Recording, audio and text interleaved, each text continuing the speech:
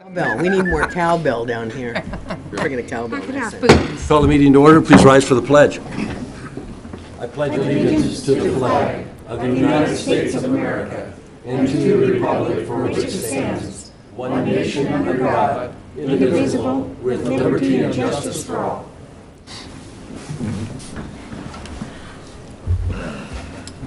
Thank you and welcome to the November 17th, 2015 Post Fall City Council meeting. We started the evening with a workshop on industrial pre-treatment of our wastewater. Shannon will please note that all council members are present, and their ceremonies, announcement, appointments, and presentation. A few announcements. By presidential proclamation, flags will fly at half-staff through sunset on Thursday, November 19th, and that's for the victims of the terrorist attacks in Paris. We have had a lot of people asking why flags are at half-staff. Planning Zoning Commission will have an opening in January. If you are interested in applying, the form is available at the City Clerk's office and on the city's website. And I'd like to congratulate Councilors Malloy and Kerry Thorson on their re-election and congratulate Lynn Borders, who won election to Councilor Hissong's seat. I would also like to thank Clay Larkin and Barry Rubin for putting their name on the ballot and running. Campaigning is never easy, so we appreciate them doing that. Also would like to announce that the St. Vincent Support the End of Homelessness soup tasting is on Thursday, the 19th of November at the Jacqueline Building at the Kootenai County Fairgrounds. Cost is $10, and the event is from 11 to 1:30. So come out. I think they have 40 soups that they are going to have available for tasting. And then we do have a letter to read. This is from Mike Reno, Post Falls resident. Whatever brought each of us to North Idaho or back again, there is a law enforcement diligence here other places don't have. Here I have seen law enforcement pursue stolen items at local pawn shops or on Craigslist. Is it overpopulated? In overpopulated SoCal, ? It's too bad, so sad. I had power tools stolen from a job site and an air conditioner ripped out of an empty rental. They wouldn't even come out. I was given a case number over the phone. And when the AC thief gave his phone number to a local AC parts vendor to buy the pieces left behind, the local sheriff had better things to do. Last week, someone's poodle-sized dog got out on McQuire Road, and I flashed my lights so the incoming SUV didn't hit the dog. What I didn't realize is that it was a Post Falls police person who not only didn't hit the dog, but got out to try and save it. Chief Hogue is very much appreciated by this Post Falls resident for the excellent caring police officers we have. Signed, Mike Reno, Post Falls. Chief, thank you very much. And do we have any amendments to the agenda? I believe we have two amendments. One is canceling the executive session, and the other is an addition to the consent calendar, or where are we placing it? Yes, there was an agenda amendment for a contract with Westlaw for legal research services that would be on the consent calendar. And the basis for the amendment is we just received the contract yesterday morning, didn't have time to get it into the agenda prior to this, so you'd need to make a motion to amend the agenda explaining that it wasn't received until yesterday morning, so it couldn't be in the agenda, and from there would be good to go. Any questions, Warren? If not, I'd entertain a motion. Move to approve the service agreement. Amend the consent. Amend the consent calendar as stated by legal staff. All right. Second. Motion second. Further discussion? Seeing none, Shannon, please take the roll. Wolf? Is this for the entire consent calendar? No, this is to amend. For the amendment. Yes. Aye. Malloy? Aye. Anderson? Aye. Wilhelm? Aye. Hissong? Aye. Thorson? Aye. Motion passes. Thank you. Are there any declarations of conflict? Seeing none. Consent calendar. Jill, would you like to present? Yes, thank you. Item A is minutes from the November 3rd, 2015 City Council meeting. Item B is payables October 27th through November 9th, 2015. Item C is a quad park zone change, findings of fact and conclusions. Item D is Montrose 8th edition plat application. Item E is contract with Hawley Troxell for general legal services. Item F is improvement waiver request for 509 East 14th Avenue. And item G would be the Westlaw contract. Any questions? Not entertain a motion. Move to accept the consent calendar as amended. Second. Motion second. Further discussion? Seeing none, Shannon, please take the roll. Thorson? Aye. Wolf? Aye. Malloy? Aye. Anderson? Aye. Hissong? Aye. Wilhelm. Aye. Motion passes. Thank you. Next item up is public hearings, and we have none. Unfinished business, we have none. Citizen issues, this section of the agenda is reserved for citizens wishing to address the council regarding a city-related issue that is not on the agenda. Please come forward, give your name, and we will allow 5 minutes. Chief. Evening. I'd like to just spend a couple minutes and talk to you about the substation out at Fire Station 2. We met with our Board of Fire Commissioners a couple weeks ago. Chief Hogue graciously gave up his time in the evening in order to come and make the presentation, and our board is ready to move forward. So at our December 9th Board of Commissioners meeting, we'll initiate a facility use agreement and get the substation underway, hopefully by the first of the year. So congratulations to Chief Hogue and his staff for working with ours, and we're off and running. Great. Well, thank you both of you for the collaborative effort. That's great. Thanks, Chief. Next up.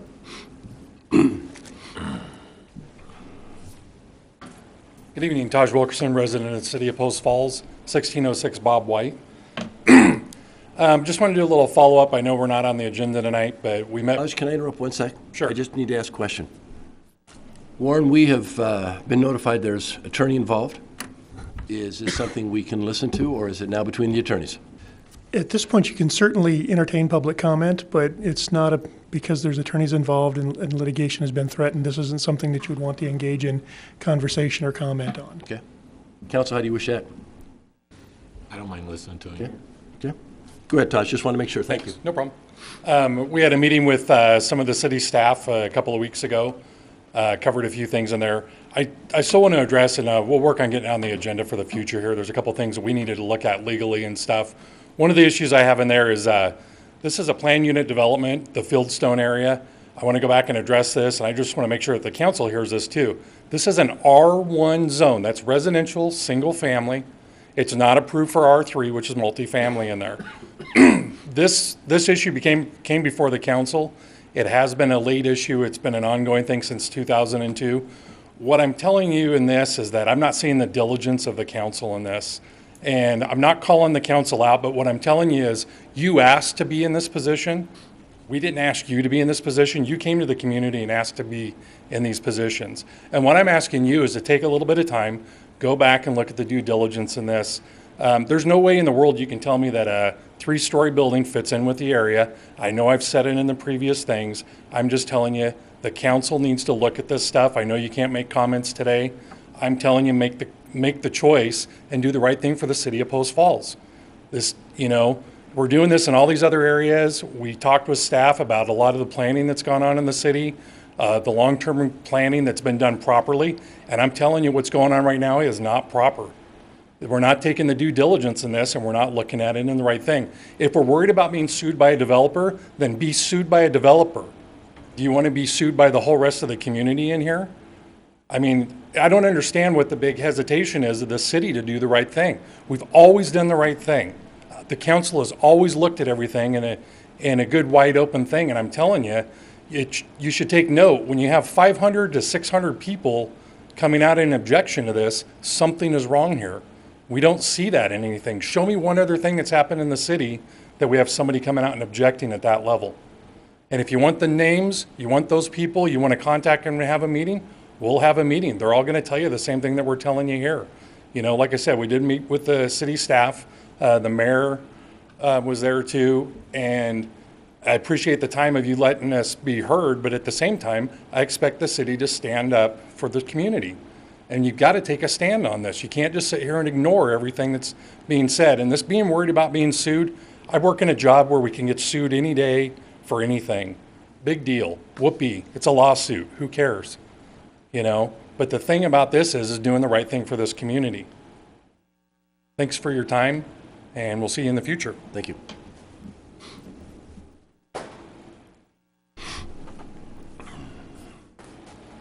Hi, Council. Thank you for taking my daughter home, somebody from Post Falls Police tonight when it was a windstorm and I was at work still. I know please? you guys are. Name, please. Susanna Graham. Thank you. 2711 Titan. And I just want to review real quickly. I know there's the new city attorney, and I think that it's very important for you as council to review exactly what this property is zoned as. And if we look at the city code, residential zones are very well defined within the city code. And number 1 is single-family residence R-1, which is what this apartment complex is zoned as we now stand here. And let's face it, somebody's going to get sued.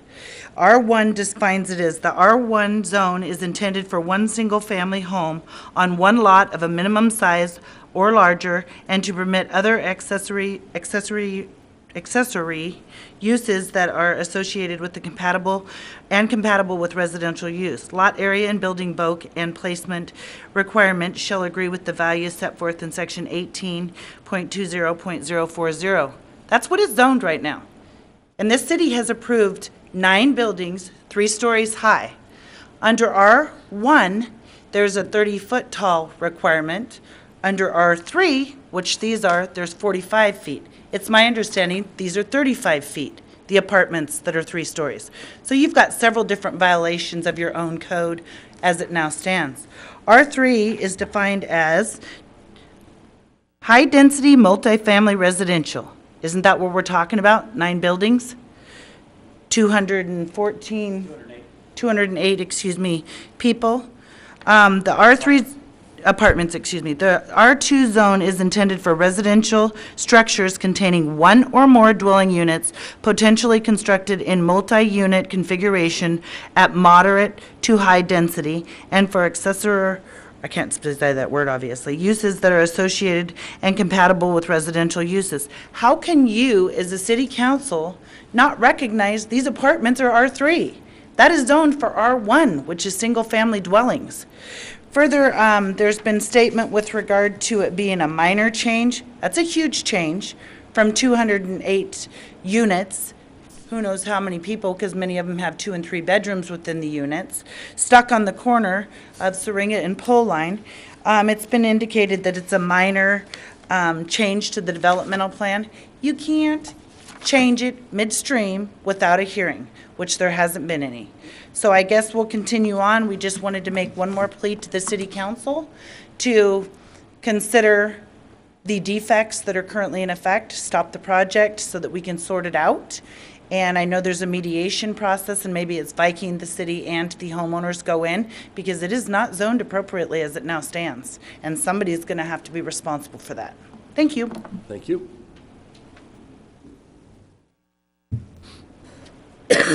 Jax Clay, 2495 Coolwater in Fieldstone. I'd like to let you know that I've been threatened in the course of exercising my constitutional rights. Somebody said that they were going to shoot me. They're going to shoot and kill me if I left a flyer on their front door. And all I was doing was exercising my rights of freedom of speech, opposing this monster apartment complex. This was the plan that, I know it's not a very big picture, but this is the plan that customers were shown in the sales offices in Fieldstone more than 10 years ago. We have more than one of those photographs. That's not the only one. And what you see a lot of houses. You see all those single-family homes. They're all single-family homes. Now, these brown areas are defined as, in their legend, as high-density housing. When customers asked what high-density houses was, they were told duplexes and triplexes. It doesn't say apartments, it says housing, as in houses. That's a major change. This right here, to go from what you see surrounding those brown zones, all those single-family homes, and then in this little spot right here on the east side of Syringa, you have put in this 8-building complex, 3 stories tall, with 208 apartments and 426 parking spaces. That's a major change. It's a gigantic change. Now, we were shown a number of things that it turns out weren't true. We were shown that all of this would be within the development, and hence the HOA, all of it. That didn't turn out to be true. Syringa Gardens is not part of the HOA. That's not going to be part of the HOA, the monster apartment complex.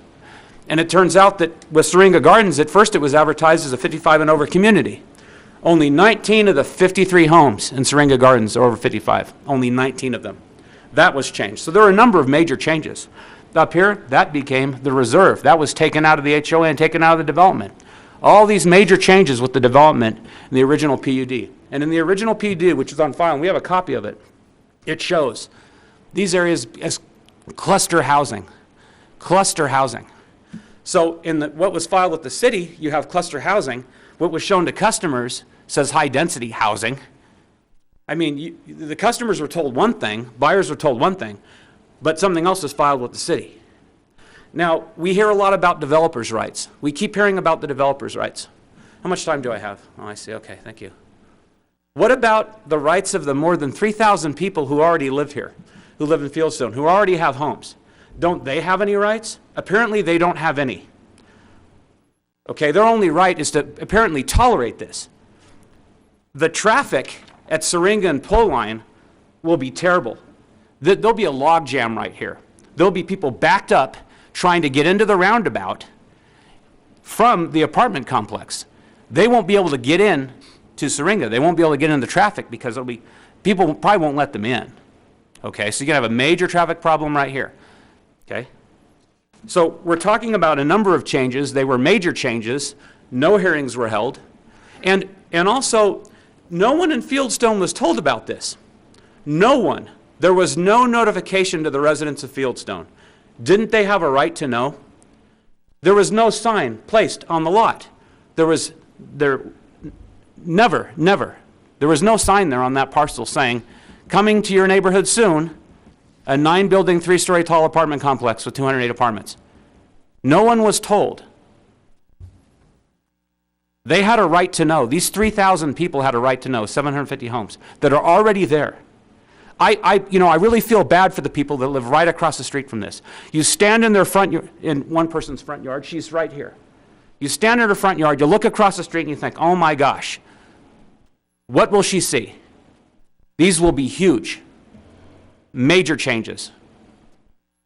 So much for our rights. Thank you. Anyone else?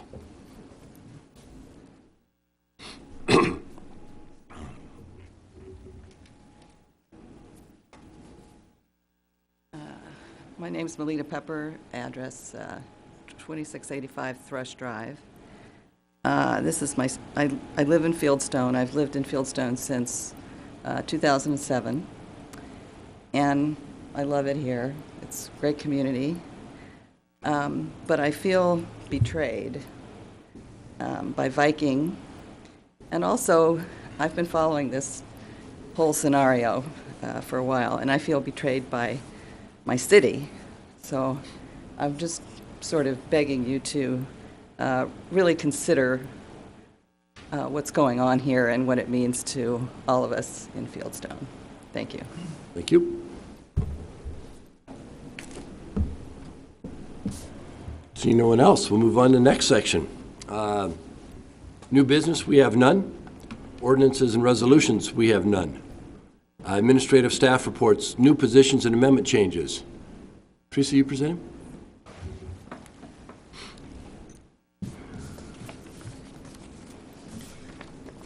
Evening, Mayor and Council. Today in our City of the State address, State of the City address, Mayor Jacobson was talking about the fact that we've seen a lot of permits in the last year. I think, what was it, about 43% increase to what we've had in the last year. And in your packet, you have received a community development personnel requests. Back in 2007, we lost up to 5 people because of furloughs. And since then, all we've seen are increases to the work that's being done down in community development. And so at this time, we are requesting to make some personnel changes down there, and one of them would be to bring forward a permit tech to take up some of the work that's being done now by our community development staff at large. We have no permit tech at this time. We also would like to take a planning specialist position and, a administrative specialist position and elevate it to a planning specialist position. So they'll have the ability to do a few more of the functions in that department. And I think Russ Knoll can attest to the fact that, you know, the workload has reached that level where it's necessary to bring on the necessary staff. Even though we've had a couple of people, new people, plumbing and our electrical inspectors now in those positions, they're doing their own administrative support and, you know, taking on those tasks that the state was otherwise taking on.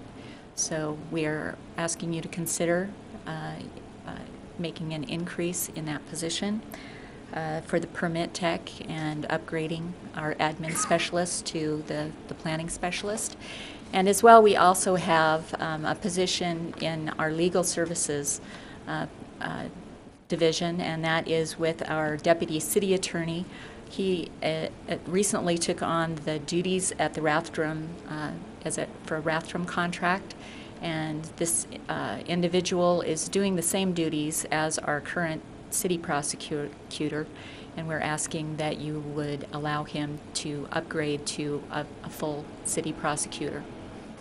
So, Teresa, what's the budget impact?